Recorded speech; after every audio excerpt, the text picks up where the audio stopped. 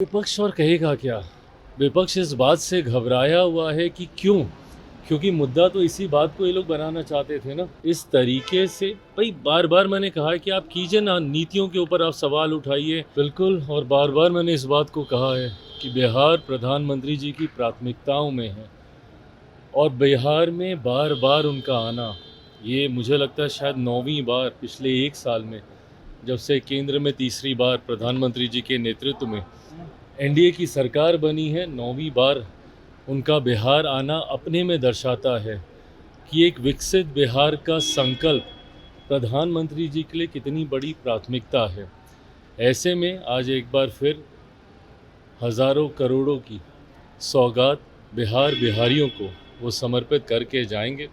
और मैं मानता हूँ कि ये प्यार बिहारियों के लिए जो प्रधानमंत्री जी के दिल में है, और बिहारी जिस तरीके से प्रधानमंत्री जी को प्यार करते हैं, ये अपने में एक ऐसा जोड़ है जो बिहार को विकसित राज्य बनाने की दिशा में और ज़्यादा गति देगा। लेकिन विपक्ष कह रहा है कि झूठ बोलेंगे और कुछ देंगे नहीं, चले जाएंगे।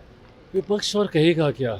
विपक्ष इस बात से घबराया हुआ है कि क्यों, क्योंकि मुद्दा तो इसी बात को ये लोग बनाना चाहते थे ना, कि प्रधानमंत्री जी ने बिहार के लिए क्या किया, प्रधानमंत्री जी बिहार आते नहीं, प्रधानमंत्री जी बिहार को देखते नहीं, जब चुनाव आता है तभी बिहार आते हैं। यही बातें विपक्ष मुद्दा बनाता।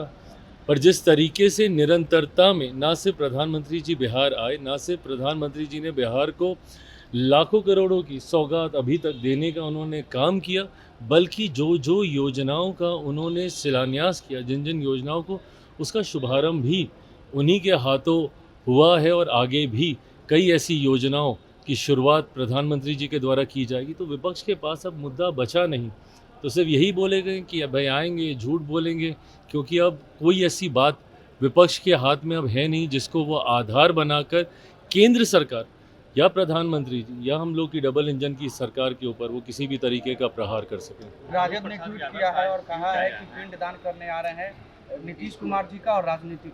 गलत बात है ना, किस तरीके की शब्दावली है ये। इस तरीके से भाई बार बार मैंने कहा है कि आप कीजिए ना, नीतियों के ऊपर आप सवाल उठाइए, एसआईआर को लेकर आपने मुद्दा बनाया हुआ है, बनाइए, इन सारी बातों को आप बोलिए जो आपको लगती हैं कि भाई नीतिगत तरीके से गलत फैसले हैं।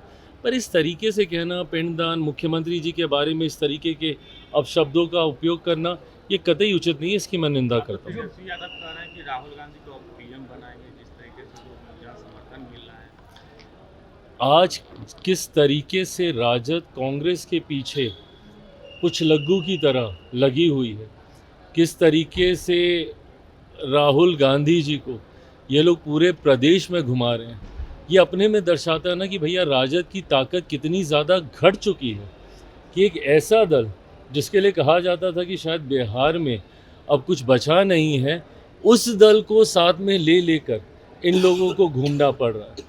तो ऐसे में ये बात स्पष्ट है कि राजद पूरी तरीके से अपना जनाधार खो चुकी है, और अब कांग्रेस जैसा दल जिसका देश भर में जनाधार कमज़ोर हो चुका है, उसके सहारे बिहार की नैया अब ये लोग पार करना चाहते हैं। इस बिल को लेकर तेजस्वी यादव ने कहा है कि मुख्यमंत्री नीतीश कुमार और चंद्रबाबू नायडू जी को जेल भेजने की तैयारी में है।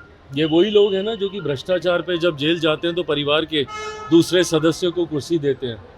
ऐसे में जब जब पारदर्शिता की बात आएगी, जब जब भ्रष्टाचार और भ्रष्टाचारियों पे कार्रवाई की बात आएगी, तो कांग्रेस, राजद जैसे दलों को सबसे ज़्यादा परेशानी होगी।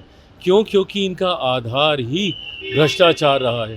कांग्रेस का शासनकाल देख लीजिए, उसमें हुए घोटाले देख लीजिए, और राजद के घोटालों का जिक्र तो देश ही नहीं दुनिया में लोग करते हैं।